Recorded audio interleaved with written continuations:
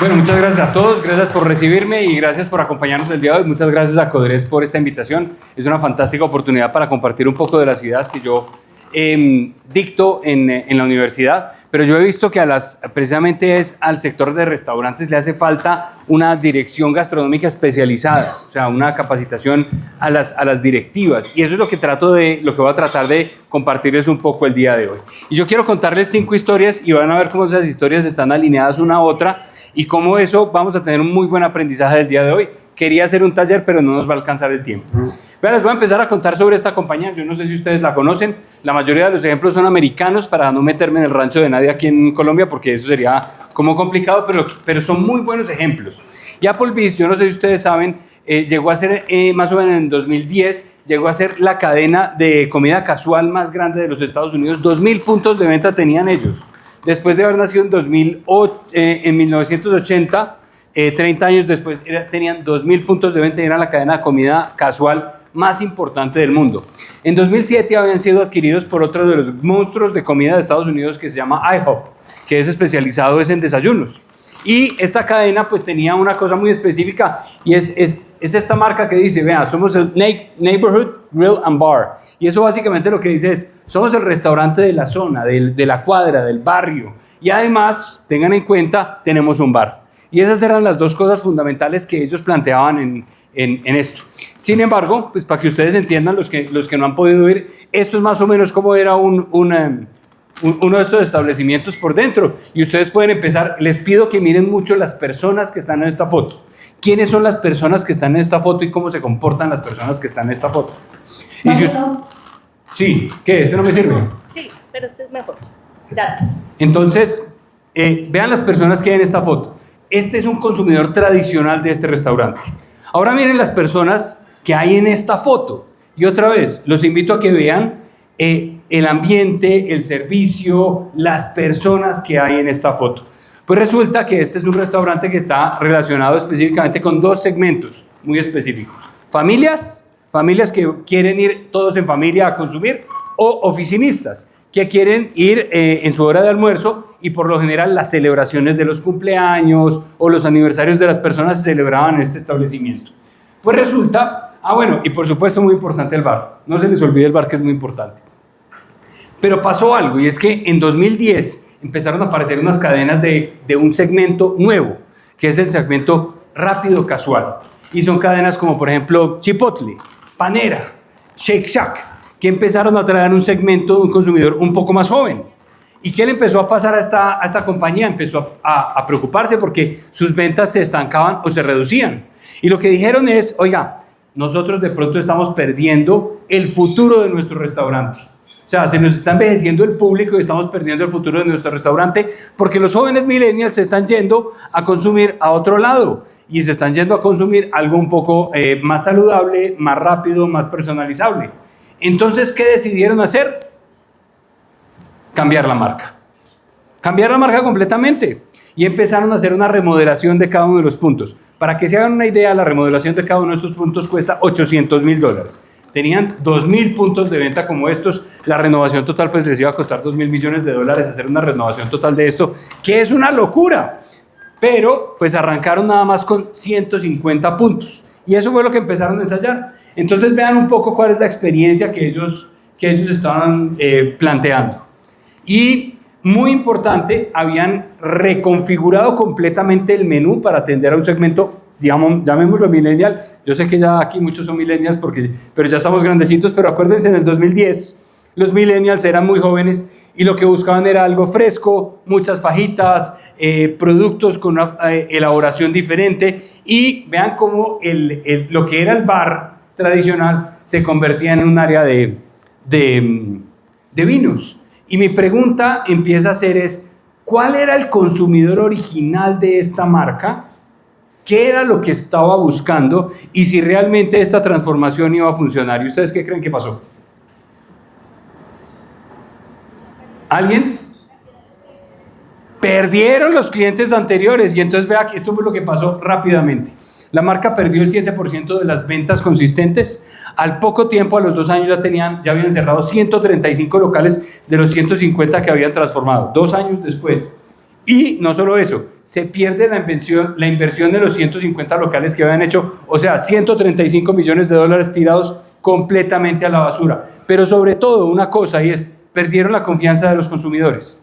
Porque es que, ¿sabe qué? Los restaurantes en realidad se deben es al consumidor. ¿Quién paga el sueldo de ustedes? No es el gerente general, no es el contador, no, es el consumidor. Y si nosotros no oímos al consumidor, no entendemos al consumidor, pues el consumidor no nos va a pagar a nosotros. Y esto es lo que les pasó a ellos. Y básicamente yo les diría es, vea, uno para tener un buen restaurante y que le dure el resto de la vida, tiene que tener mucha claridad. Claridad de quién es mi cliente, cómo se comporta y qué es lo motiva. No solo quién es, no solo cómo se comporta, sino en realidad cómo o qué es lo que lo motiva. Eso es lo más importante que uno tiene que entender en un restaurante. Porque ¿saben qué? Copiar fórmulas no es entender el mercado. ¿Y qué fue lo que le pasó a esta organización? Imagínense, 2,000 puntos de venta. ¿Ustedes creen que ellos eran primíparos? No, ellos no eran primíparos. Ellos llevaban muchos años haciendo este negocio y ellos mismos cometieron este gravísimo error. ¿Pero qué fue? Tratar de copiar una forma de Chipotle. Entonces lo que trataron de hacer es apelar a los jóvenes, hicieron una decoración pues para ellos bonita para esa época, una oferta más variada. ¿Y qué pasa cuando yo hago una oferta más variada? Y si pensamos en el back office de qué es hacer una oferta más variada, más proveedores, más área de almacenamiento, más capacitación para el equipo de cocina, más capacitación para los meseros, más comunicación de diferentes productos y lanzamientos, y se nos complejizó el negocio completamente cuando antes las cosas funcionaban bien. Entonces, los millennials en ese momento estaban buscando autenticidad, y ustedes creen que un millennial va a ver esta transformación de marca como algo auténtico de la marca o como una adaptación para tratar de capturar su interés. Entonces, ellos estaban buscando autenticidad y no lo consiguieron. Hay un ejemplo que es más preocupante. No sé si ustedes conocen este ejemplo. Y este es Quiznos. Y a Quiznos le pasó una cosa, es que sí tenía identificado su mercado. Y su mercado, lo que habían visto ellos es que si ellos ofrecían unos sándwiches, este es un competidor directo de Subway, si ellos ofrecían unos sándwiches un poquito más elaborados y calientes, la gente estaba dispuesta a pagar más. Entonces ellos lo que dijeron es, oiga, ¿sabe qué? Pues tiene mucho sentido. Empecemos a ofrecer un producto premium donde lo que hacemos es que le cobramos más a las personas, ofrecemos un producto un poco más complejo y con eso nosotros logramos capturar mucho más valor de cada una de las personas que iba al restaurante. ¿Sí? Ahora, eso no es fácil de hacer. Hacer una oferta diferente, como les decía ahorita, requiere muchas cosas. Lo que decidieron hacer ellos, como tenían muchos franquiciados, ellos tenían 4,300 puntos de venta en 2010. Y como tenían, la mayoría de las empresas que tenían eran franquiciadas, o los locales eran franquiciados, ellos decidieron, vea, usted no le puede comprar a terceros, nos tiene que comprar 100% del producto a nosotros para que esté con el estándar de calidad que nosotros queremos ofrecer. O sea, un estándar de calidad muy alto. Entonces, montaron una mega planta de productos, una mega planta de procesamiento. No eran muy buenos en la negociación, pero esa mega planta de procesamiento no era tan eficiente como podían ser los terceros que ya les estaban proveyendo. Entonces, la materia prima para los franquiciados subió de precio. ¿Y qué pasó? Todos los puntos tuvieron que subir el precio de todos los productos que vendían. ¿Y qué terminó pasando? El mismo negocio se fue sacando de la categoría de venta y terminó volviéndose un producto demasiado caro para que la gente lo comprara. Tengan en cuenta una cosa que me parece muy importante, y es que en este mercado uno tiene más de un público. Un público es el consumidor, que es el que le compra. ¿Ese qué es lo que buscaba? Algo bueno, pero a buen precio. Cuando uno se empieza a salir de ese segmento de precio, ya no es una buena oferta. Pero tenían otro público, el franquiciado. Y ese franquiciado lo que quería era rentabilidad. Y lo que estaba haciendo Quiznos en este momento era, le vendía más caro y le obligaba a él vender más caro, entonces la gente le compraba menos. Entonces, el food cost podía ya no ser el 35%, sino el 40%, se comía la rentabilidad y las ventas generales del local se habían disminuido. ¿Y qué terminó pasando? Les voy a adelantar. De esos 4,700 puntos de venta que había en 2007, pasaron a 1,500 en 2014 y a 400, qué pena, a 1,500 en 2010 y a 400 en 2014. se presentaron a la bancarrota y quedaron con deudas por 875 millones de dólares, principalmente en los centros de procesos que habían tenido que desarrollar para poder proveerle estos productos de altísima calidad a todos los puntos de venta que tenían. Claro, al principio tenían 4.700 puntos de venta y las plantas de procesos daban para eso. Pero ¿qué hace uno con unas plantas de procesos cuando ya solo tiene 400 puntos de venta? Le toca liquidar la maquinaria, cerrar los puntos y despedir un montón de gente y pagar. Bueno, ya no hay indemnizaciones, pero tiene una complejidad muy alta. Pero vea, hay otro tema muy importante, y es que el empleado también es un cliente o un consumidor del restaurante. El empleado también es una persona que quiere estar motivada y enganchada y alineada. Y cuando usted, alguna persona del área de servicio, le incrementa la complejidad de preparar, de ofrecer, del inventario, pues eso también los aburre, porque ellos son seres humanos y también quieren hacer las cosas de la manera más simple posible. Entonces, con este ejemplo, ¿qué es lo que encontramos? No solo el comportamiento de la gente nos educa, el comportamiento es, la gente estaba dispuesta a pagar un poco más, entonces, ¿sabe qué? Como la gente está dispuesta a pagar un poco más, solo vendamos de productos caros. Eso fue lo que hizo Quiznos. ¿Y qué terminó? Malinterpretando el mercado. El mercado lo que quería era una alternativa a lo que almorzaban todos ellos en las plazoletas de comida. Un día iban a los chinos, otro día iban a las ensaladas y otro día iban a comer a uno de estos restaurantes de sándwiches. Querían era diversidad a buen precio. Entonces interpretaron mal al mercado y por lo tanto terminaron pues quebrándose.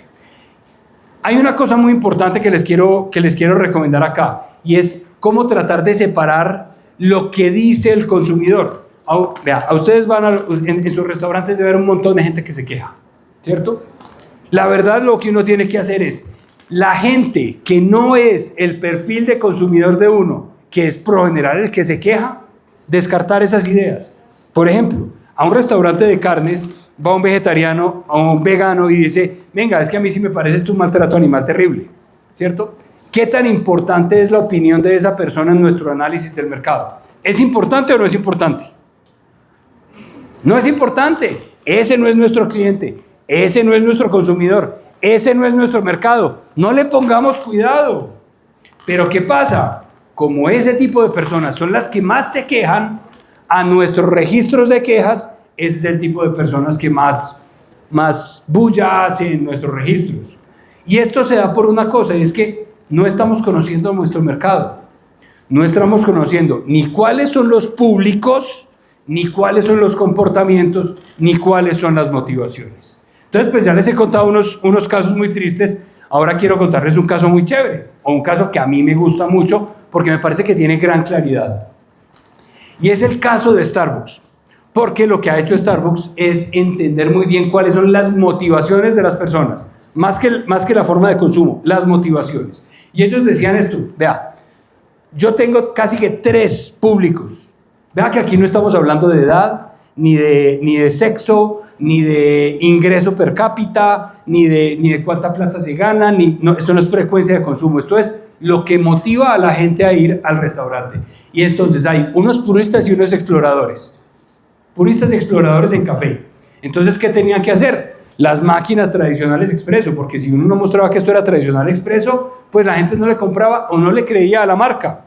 Y uno tenía que buscar cafés de muy buena calidad y mostrar que eran de buena procedencia, de buena variedad, que tenían buena proceso de beneficio, enseñarle a la gente que es una buena tostión, que es una buena molienda.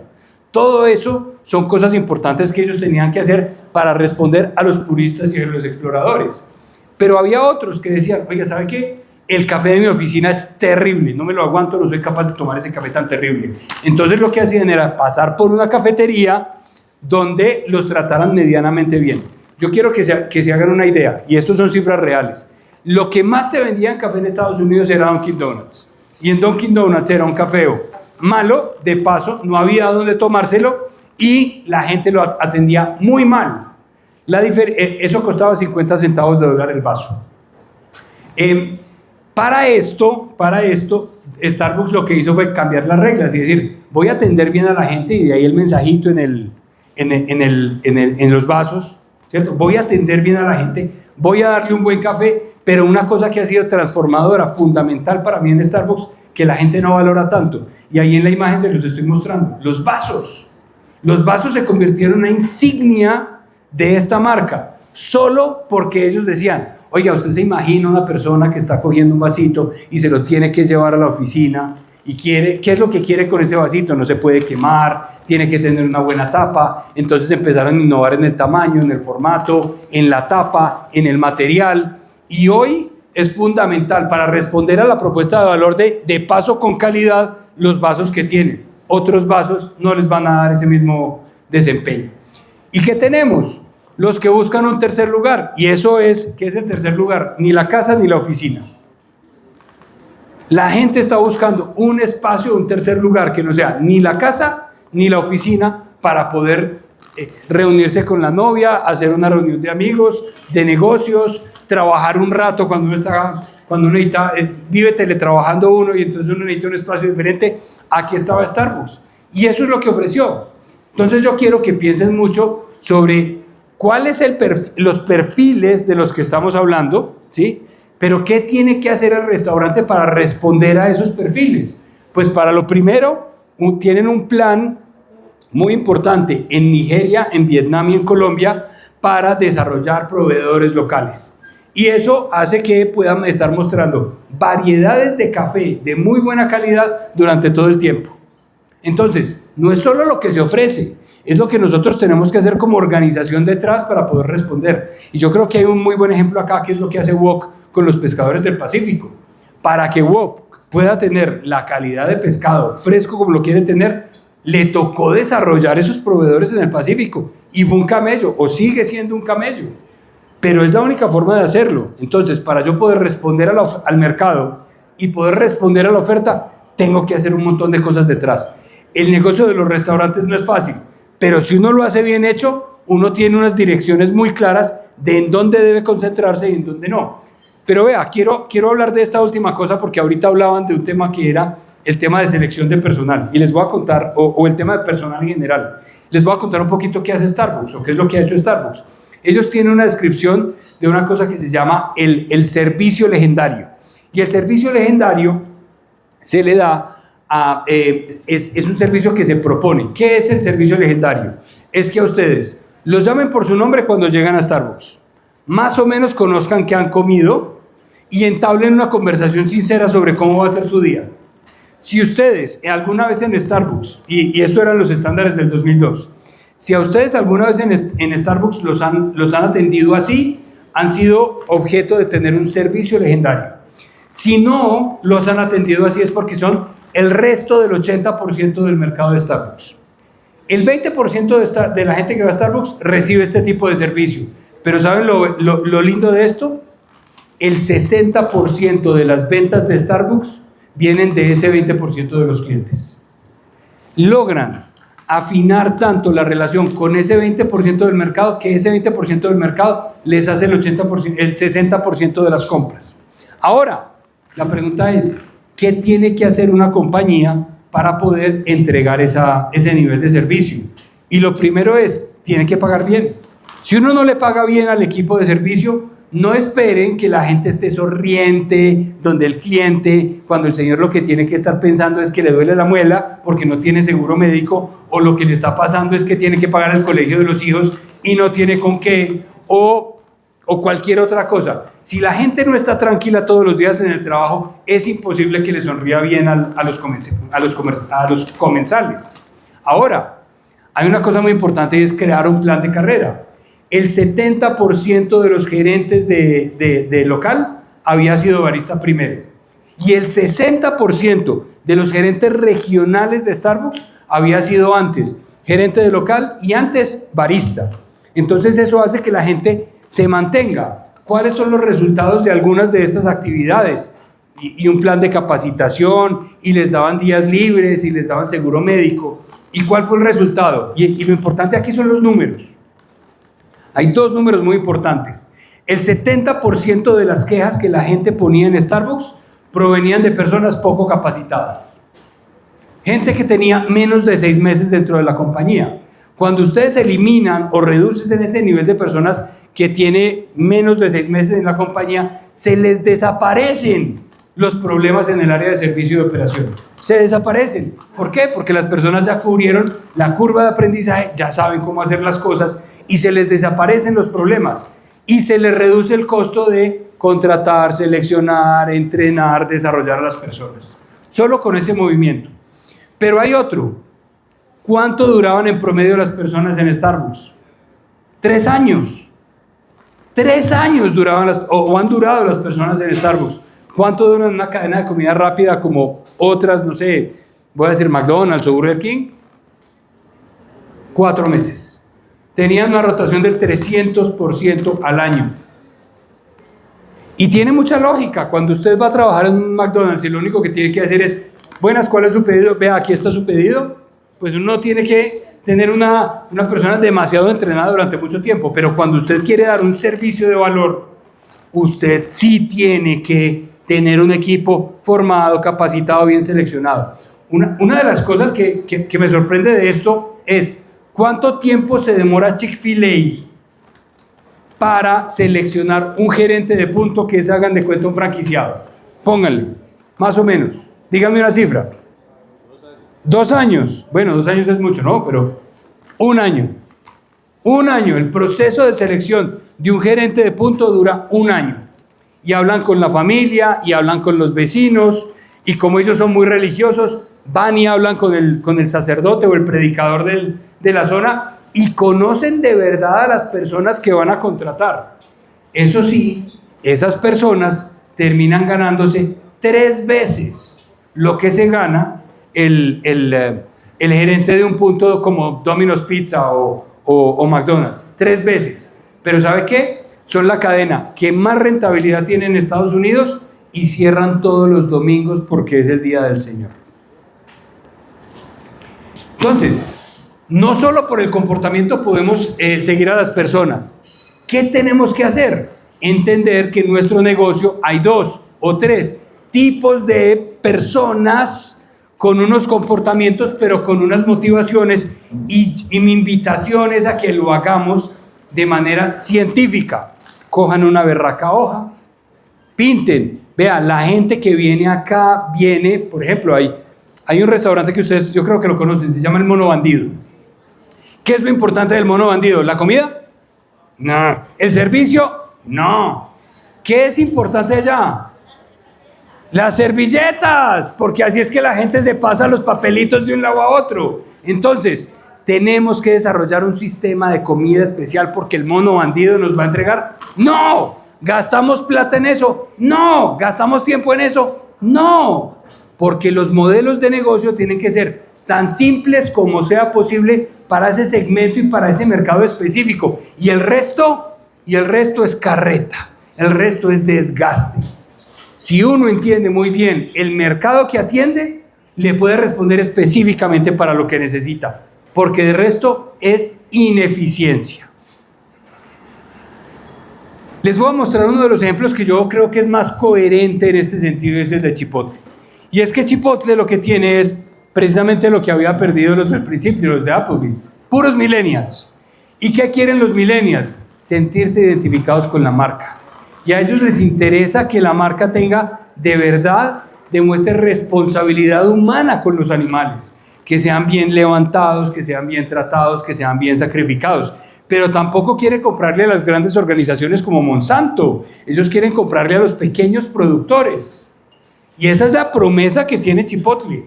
Además, pues quieren un ambiente urbano. Bueno, por acá está. Quieren un ambiente urbano muy importante para Los Ángeles. Los Ángeles es el principal mercado de Chipotle. ¿Por qué? Porque allá toda la gente, independiente de la edad, no tienen que ser millennials. Toda la gente piensa así. Yo quiero algo hipster, urbano hipster, moderno, interesante, pero además muy consciente de la salud. Yo quiero que esto no me engorde, porque yo voy a venir acá 2, 3 veces por semana, entonces yo necesito que esto sea muy saludable, pero quiero que sea fresco. Yo no quiero pensar que me voy a intoxicar con las lechugas que me sirvieron, ¿cierto? Y muy sensibles a la personalización y a la integridad con los alimentos. Entonces mi pregunta termina siendo ¿qué es lo que una organización tiene que hacer para responderle a esto? Y para mí, pues lo que uno tiene es un tipo de personas, que son los que ustedes ven allá arriba. Bueno, esto no me está pintando, o sí me pinta, pero no se ve. Los tipos de personas buscan algo urbano, algo saludable, algo de frescura y personalización y algo de integridad. Entonces, ¿cómo tiene que estar alineada la oferta del restaurante con esas características? Pues la oferta del restaurante tiene que tener una muy buena ubicación y un buen ambiente. Si esta gente no se siente en un buen ambiente, no entra. Si no lo ve muy limpio, no va a confiar en la seguridad alimentaria. Un valor saludable. En todos los productos que se venden allá, dice cuántas calorías tiene, cuántas proteínas tiene, cuántos carbohidratos tiene cada cosa. Son totalmente transparentes en la comunicación que dan. Entonces, al ser totalmente transparentes, le están cumpliendo al valor saludable. Y las porciones no son pequeñas, son grandes, son generosas. ¿Eso hace que sea un poco más costoso que las cadenas de comida rápida? Sí, claro, pero son más baratas que la comida de los restaurantes de comida casual. Se meten en un segmento intermedio y ofrecen unos valores diferenciadores importantísimos. Pero vea, también son frescos y personalizados. Bueno, y me faltaba una cosa muy importante, y es esto que es el back office. Entonces, en el back office, ¿yo qué tengo que hacer si soy Chipotle? Pues yo tengo que tener un área muy fuerte de locales y de mobiliario. Si yo no soy un sitio chic para ir, Chipotle no es. Entonces, no sé si es cómodo, no sé si es práctico. Lo importante es que sea chic. Y si los locales no son chic, la gente no va a ir a Chipotle. Si yo quiero tener este valor saludable, que es lo que yo les decía, comprarle a los proveedores locales, pues yo qué tengo que tener por encima de grandes chefs. Yo no necesito grandes chefs. Yo necesito un área de compras supremamente bien desarrollada. Y esa área de compras tiene que ser capaz de estar explorando proveedores y desarrollando proveedores. Entonces vean que en este caso el restaurante que sigue dando principalmente lo que da es comida, pues lo más importante no es el chef, lo más importante no es el servicio, porque allá no tienen meseros. Allá uno va a una caja registradora, hace una fila como en Subway, escoge los productos, se los sirven, paga uno en la caja. No hay servicio, no hay grandes chefs, pero entonces tienen que tener un área de compra supremamente fuerte. Y lo mismo pasa con cada cosa. Si es frescura y personalización, ¿qué es lo que hacen ellos? Tienen unas vitrinas de exhibición para que se vea el producto que se está consumiendo, que es fundamental para ellos. Todos los días el producto se prepara en cada punto de venta. Entonces uno entra al local y allá uno ve a la persona moviendo los frijoles, preparando el arroz, y eso le da a uno toda la tranquilidad de que es preparado en el día. No es arroz recalentado. No es arroz recalentado. Es preparado en el día. Es fresco. Pero para poder tener eso, entonces yo tengo que hacer que los procesos sean tan fáciles que cualquier pelado que esté buscando un trabajo medio tiempo lo pueda hacer. Si ellos se enredan mucho con la preparación, con la producción, pues no van a lograr entregar o les va a ser muy compleja la capacitación. Si ellos poseen algo muy sofisticado, van a necesitar más equipos y más maquinaria.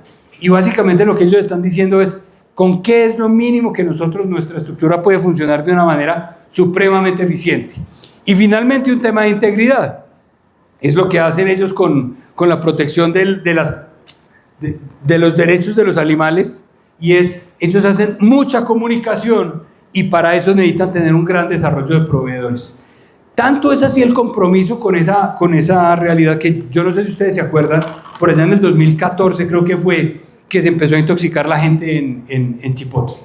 Se empezó a enfermar, les dio salmonela, les dio E. coli en estos restaurantes, y eso tumbó la acción de Chipotle en los Estados Unidos. Ellos tenían dos alternativas en ese momento, era decir, oiga, ¿sabe qué? Esta vaina es muy berraca, dejemos de comprarle a los proveedores locales y vamos donde Monsanto y pidámosle cacao, y eso nos facilita la organización. Ellos sabían que el que manda, que es su consumidor, no iba a aceptar que le compraran a Monsanto. El día que le compraran a Monsanto se les acababa el negocio. Entonces tenían que seguir con sus pequeños proveedores.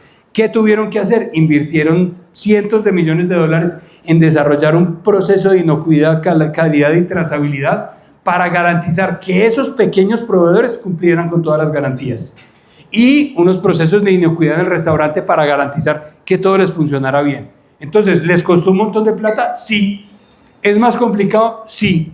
¿Es coherente con los consumidores y el mercado? Sí. Y eso es lo importante, porque cuando uno traiciona esa confianza, la embarra, y después de uno traicionar la confianza del consumidor, es muy difícil recuperarla.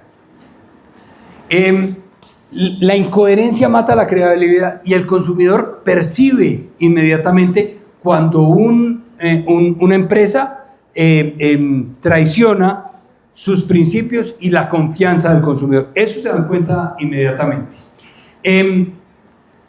Cuando todos entienden al cliente, todos saben qué hacer.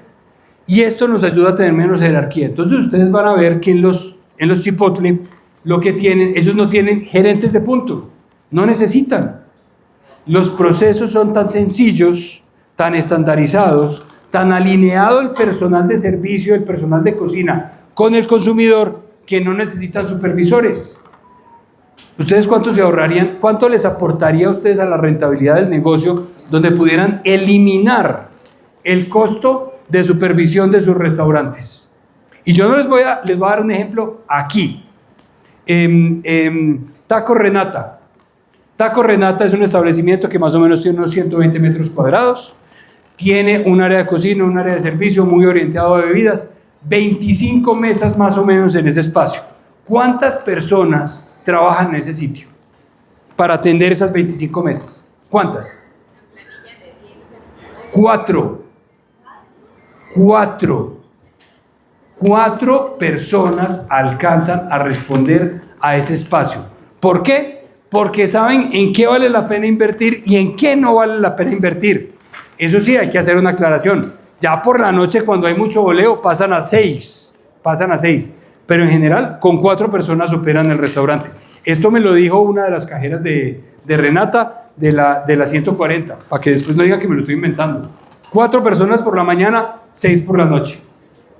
Vea, si uno entiende qué es lo que necesita el consumidor de uno deja de gastar la plata en pendejadas.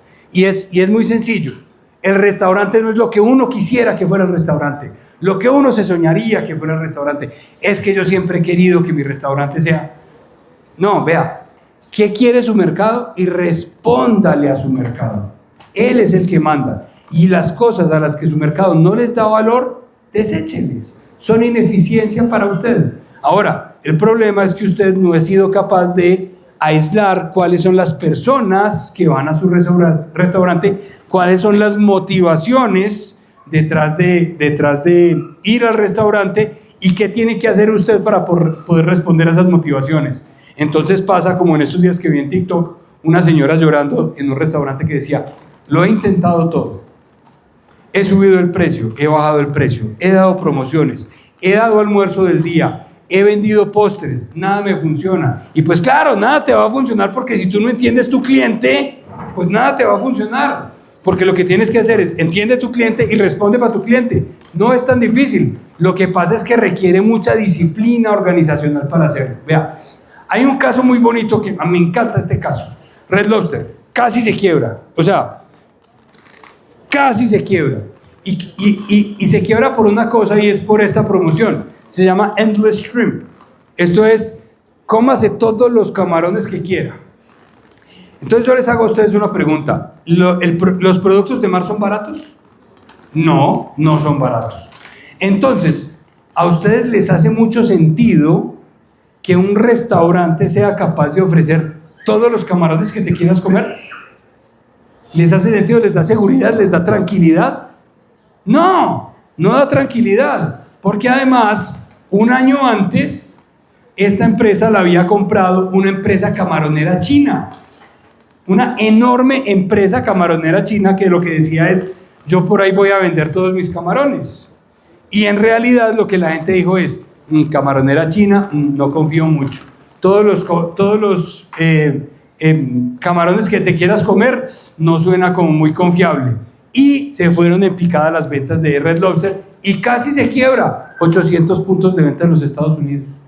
Una marca que tiene 60 años en el mercado. ¿Por qué? Pues porque no entendieron el mercado, porque no estaban alineados y porque uno no puede vender barato una cosa que en realidad no es barata, no tiene lógica, no tiene sentido. La gente empieza a dudar. ¿Les hace lógica esto que les estoy diciendo? No, o estoy muy enredado. No, les hace lógica. Vea, y quiero cerrar con esto, que me parece muy importante, porque hasta el momento hemos dicho una cosa y es, vea, lo primero es entender cuáles son los mercados que yo atiendo. Lo segundo es cómo se comportan esos mercados. Pero en realidad lo importante es saber cuáles son las motivaciones que tienen esas personas para que yo sea consistente en la operación y les pueda dar de una manera consistente lo que ellos quieren y necesitan. Eso suena muy fácil, ¿no? Pues ahí, les voy a dar, aquí no está el ejemplo, pero les voy a dar un ejemplo que es Hooters. ¿Qué le pasó a Hooters? Pues Hooters fue creado en una época en donde estaba bien visto que las meseras pudieran ser chicas con unos pantaloncitos naranja corticos, mostrando los pechos, y eso era normal y natural en una época. Pero después del 2010, eso está muy mal visto, no sé, 2000, algo así, eso está muy mal visto. ¿La propuesta de valor de Hooters se podía mantener? No. ¿Por qué? Porque el mercado cambia. Entonces, este ejercicio de evaluar los mercados que me llegan, la propuesta de valor para esos mercados, las actividades para responder a esa propuesta, la tengo que hacer yo de manera consistente para yo poder entender qué diablos tengo que ofrecer. Me parece maravilloso este ejemplo de Starbucks porque yo les contaba al principio, ¿qué es lo que quería la gente de Starbucks? El café tradicional italiano. Es lo que querían, vivir la experiencia del café tradicional italiano. Mi pregunta es hoy, después de no sé cuántos años, ¿qué es lo que más se vende en Starbucks? ¿El tradicional café italiano? ¡No! Las bebidas frías representan el 70% de los ingresos de Starbucks. Las bebidas frías, el frappuccino de pumpkin, cosas que no tienen nada que ver con la propuesta de valor inicial. ¿Por qué quiero ser tan claro con esto? Porque es que uno sí puede ser científico en la medición de los mercados y la propuesta de valor y qué hacer para ella. Pero si yo no estoy consistentemente revisando eso y adaptándome a eso, pues yo tengo dos alternativas. Me quedo siendo el pequeño Starbucks para esas personas que siguen queriendo tener el mejor café del mundo. Ahora, usted le preguntaba hoy a esas personas, en cualquier parte del mundo, ¿Starbucks tiene el mejor café del mundo? Y le van a decir, no. Entonces, lo que eran hace 40 años, no son hoy. Y uno tiene la opción de decidir si uno quiere seguir siendo eso para ese mercado o quiere ir migrando su propuesta de valor para los mercados nuevos. En resumen, vean, no se queden con supuestos. Científicamente identifiquen sus clientes por motivaciones más que por comportamientos y asegúrense de alinear la oferta y el back office a estos públicos, pero siguiendo coherencia y simplicidad. Si ustedes no buscan la simplicidad en sus operaciones, va a ser un camello. Esos que tienen un termocirculador, porque está de moda tener circuladores de funciones largas, porque qué chévere, pero lo usan una vez al mes, hermano, usted está botando la plata. Cuando usted tiene 10 entradas diferentes y de esas 10 entradas, el 80% de las 10 entradas las hacen 2 productos, le sobran 8 en la carta, o 7 le sobran en la carta. Usted tiene que buscar simplificarse, pero simplificarse respondiendo al mercado. ¿Usted de verdad necesita meseros? ¿De verdad los necesita? ¿Podría ser autoservicio? ¿Tiene que ser una persona atendiendo su servicio en caja porque usted va a personalizar? ¿O es más fácil personalizar con kioscos? Y si usted no se hace esas berracas preguntas, pues nunca va a poder ser tan eficiente y tan rentable como son estas compañías. ¿Por qué les cuento todo esto? Porque, como les decía, como les contaban ahorita, yo soy profesor de una escuela de negocios que se llama Linalde. Y al ser profesor de esa escuela de negocios, me he dado cuenta que hay mucha formación que los restaurantes necesitan.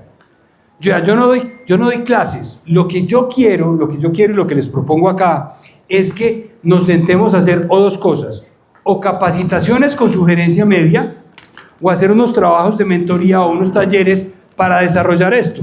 Entonces, que se sienten conmigo y miremos a ver, oiga, Mariano, muy chévere eso de la propuesta de valor, pero entendí la mitad. Sentémonos, traigamos la gente que tenemos que traer y hagamos un taller y nos demoramos 1 o 2 días y al final de esos 2 días ustedes van a tener mucha claridad de cuáles son los mercados, cuáles son la oferta de valor que tienen que llevar al mercado y cuáles son las actividades que soportan esa propuesta de valor. Si ustedes necesitan que a la gente, los meseros los sonrían, pues ¿qué tenemos que hacer en el back office para que esas personas estén contentas todos los días para que lleguen con una sonrisa a trabajar? Esto es lo que yo hago, se los quiero presentar. Me encantaría poder trabajar con todos ustedes. Entonces, aquí están mis datos y si les interesa, ya sea este tema de propuesta de valor o cualquier otro tema que ustedes crean que a nivel directivo puedo ayudarles, mi vocación es de educador, es de enseñarles y acompañarles en este proceso. Muchas gracias.